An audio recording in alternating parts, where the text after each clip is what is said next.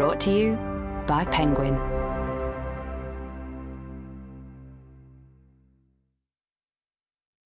Highway Blue by Ailsa Mcfarlane. Read for you by Maria T. Creasey. 1. Anne-Marie? Hi, Trisha.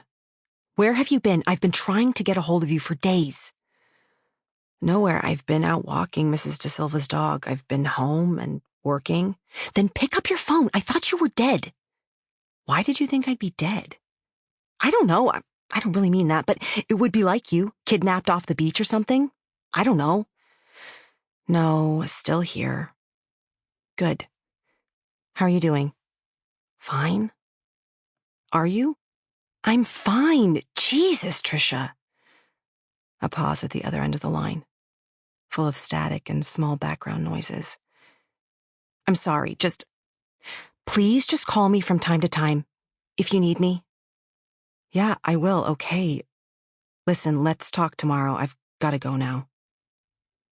After Trisha hung up, I put the phone back on the floor and watched as the lights from the street outside crawled up the walls.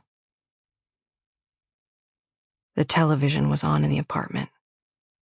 There was the sound of laughter and music, talking, then laughter again.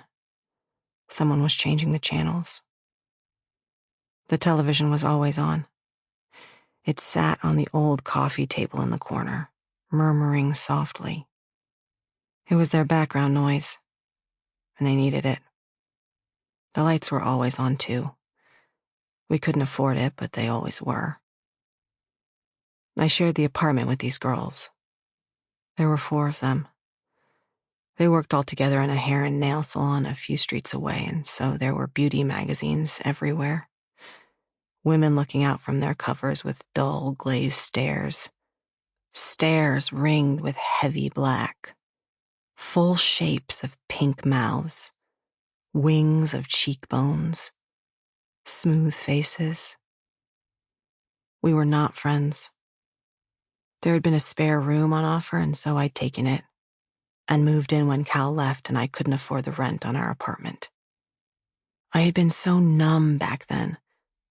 I would have moved in anywhere. Those girls and I stayed out of each other's way.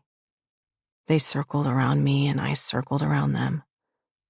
Mostly it worked. I was at the stove, stirring a pot of soup before I went out for my bar shift. I had my back to them, but I could hear them getting ready to go out to some club in Tana Beach.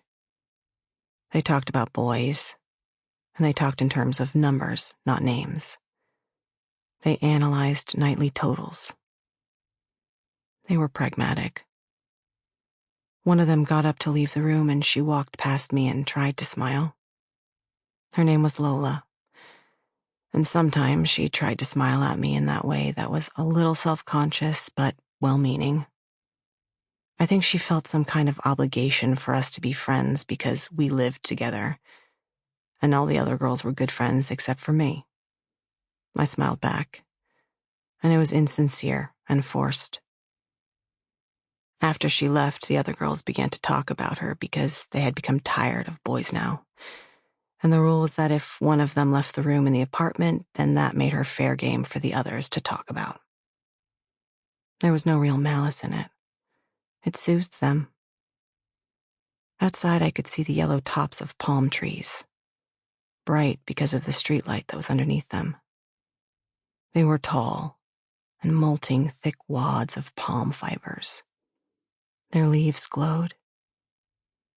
Tonight it was raining hard, and the rain showed yellow too, in a globe around the palm trees. And then beyond that, where there wasn't light, you couldn't see any rain.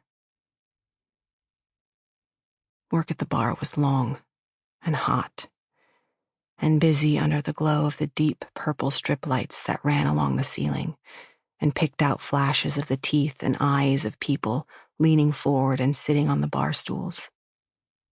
Bad music played too loudly out of a speaker in one corner. Sample complete. Ready to continue?